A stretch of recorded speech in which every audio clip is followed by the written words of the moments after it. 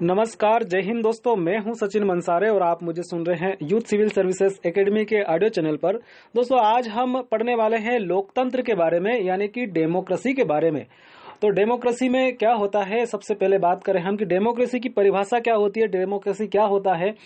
तो दोस्तों, डेमोक्रेसी यानी कि लोकतंत्र की जो परिभाषा दी गई है अब्राहम लिंकन ने दी है। अब्राहम लिंकन के अनुसार क्या है कि जनता का जनता के लिए जनता के द्वारा किया गया शासन क्या कहलाता है, लोकतंत्र कहलाता है।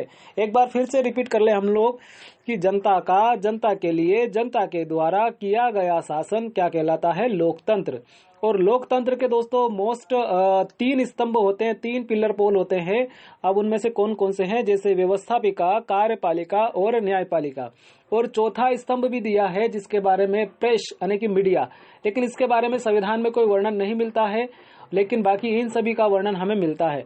जैसे 3 स्तंभ मैंने बताया कि लोकतंत्र जो है, हमारा लोकतंत्र खड़ा है वो 3 पिलरों पर खड़ा है, एक व्यवस्थापिका, एक कार्यपालिका और एक न्यायपालिका। तो नाम से स्पष्ट है दोस्तों कि व्यवस्थापिका का काम क्या होगा, व्यवस्था जमाने का कार्य होगा।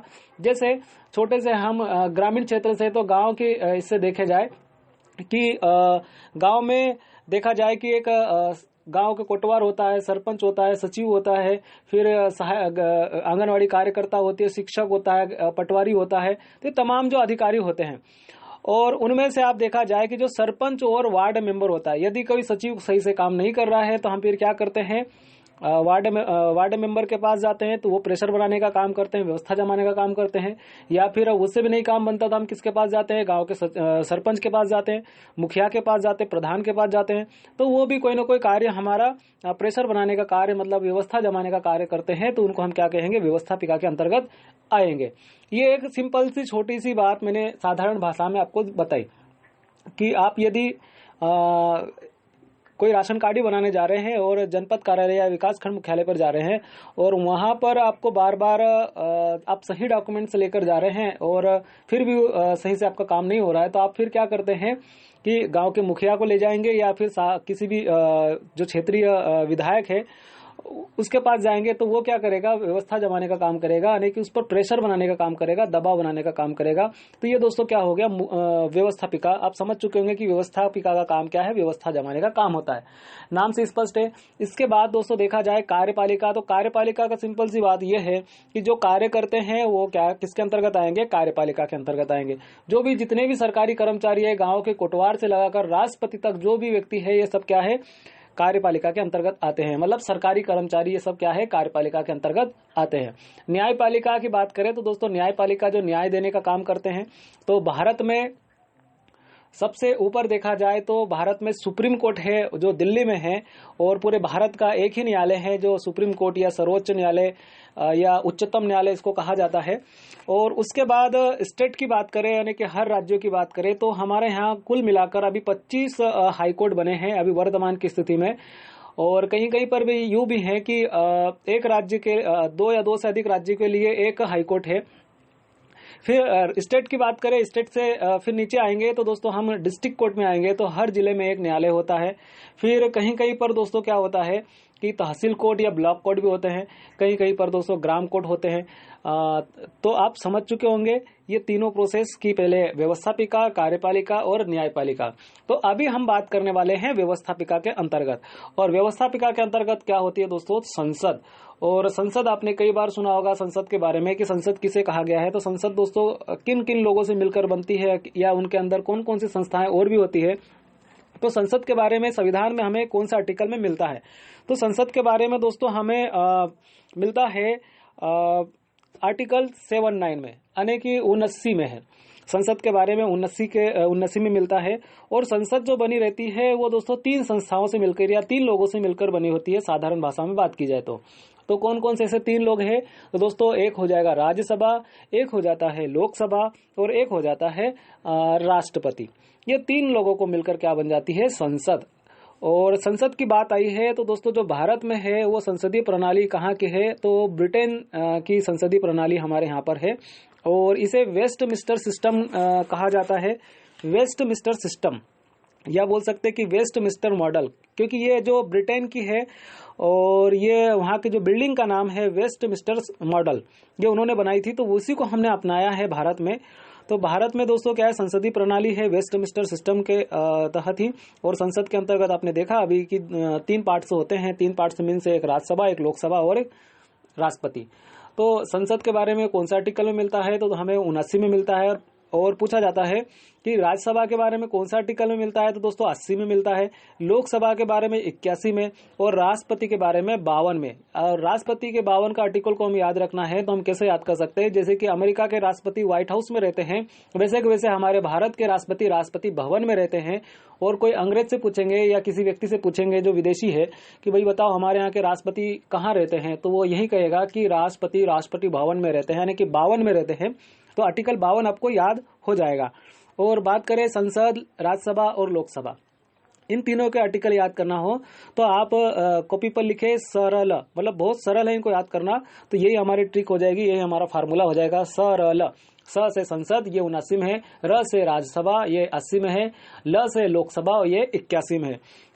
और दोस्तों और एक छोटा सा क्वेश्चन कि संसदों की जननी किसे कहा गया है, तो संसदों की जननी दोस्तों ब्रिटेन को कहा जाता है, क्योंकि ब्रिटेन में ही संसदीय प्रणाली है और वहीं से हमने ली है। और संसदीय प्रणाली है जो वेस्टमिंस्टर मॉडल पर आधारित है।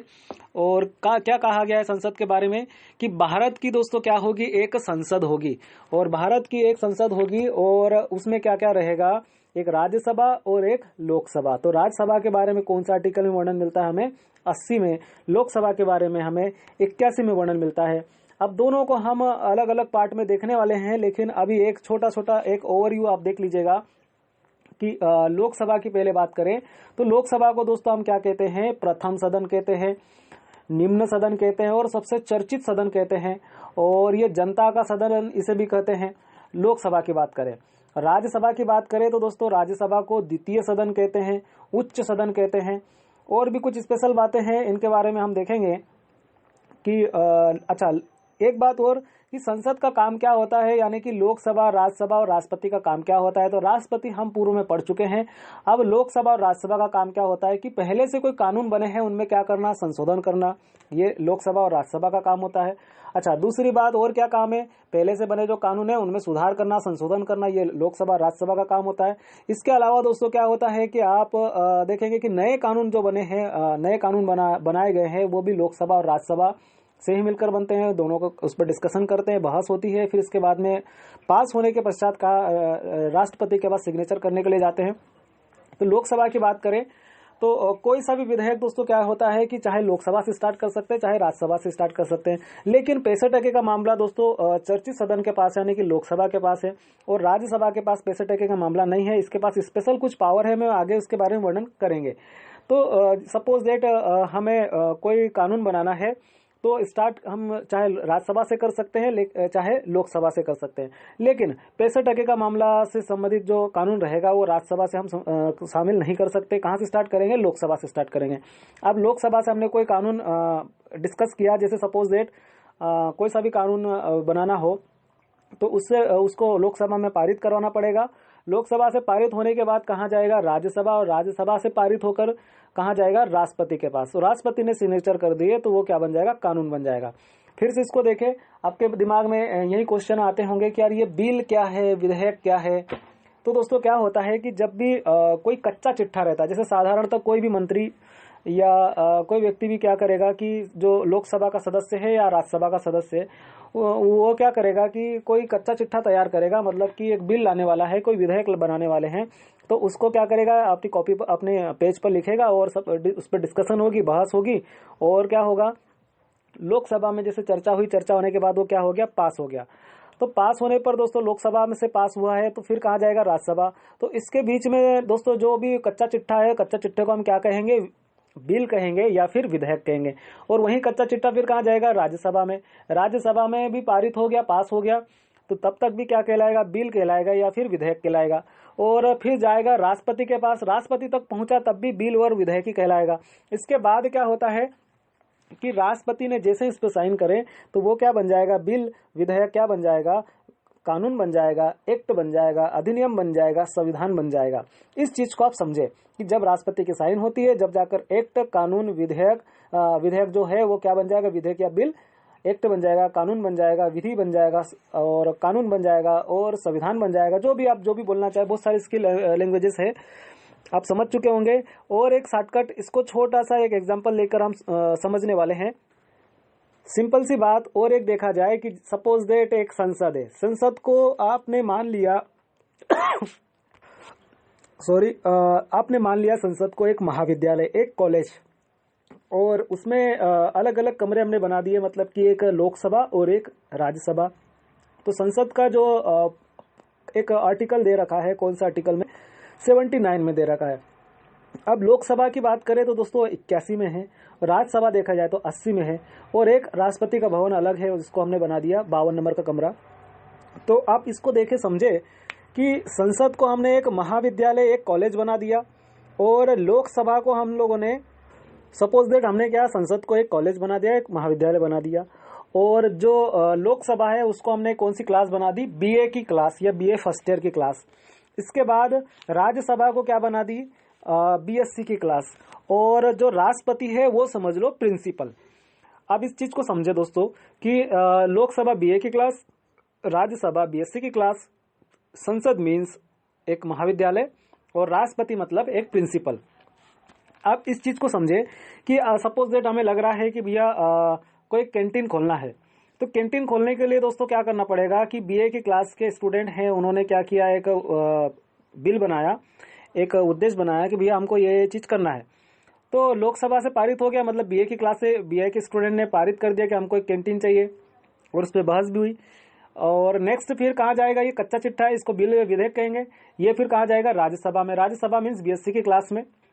तो बीए से कहा गया, बीए में पारित हो गया, फिर इसके बाद कहा जाएगा बीएससी में जाएगा। तो बीएससी वालों ने क्या किया, इस पे चर्चा करी, बहस करी, नहीं भैया हमें तो यहाँ पर क्या चाहिए, कैंटीन चाहिए, और कैंटीन के साथ में हमें और भी अन्य गतिविधियां यहाँ पर चाहिए। तो प्रिंसिपल क्या करेगा, अब यहाँ से भी राज्यसभा से पारित हो गया, राज्यसभा के बाद पारित होने के बाद जब तक ये कच्चा बिल था, इसको बिल या विधेयक कहा, फिर जैसे ही किसके पास जाएगा, प्रिंसिपल के पास, और प्रिंसिपल ने इस पे अनुमति दे दी, मतलब बोल दिया कि भैया हाँ ठीक है, साइन कर दी, तो ये जो कच्चा चिट्ठा था दोस्तों क्या बन जाएगा, या बिल या विधेयक जो था ये क्या बन जाएगा, कानून बन जाएगा, एक्ट बन जाएगा। उम्मीद करता हूँ दोस्तों आपको ये जरूर पसंद आया होगा। हम नेक्स्ट इसी पर लोकसभा और राज्यसभा के ऊपर अलग अलग पार्ट में हम पढ़ने वाले हैं। ये तो एक मैंने ओवरव्यू दे रखा था। मिलते हैं नए लेक्चर के साथ। जय हिंद।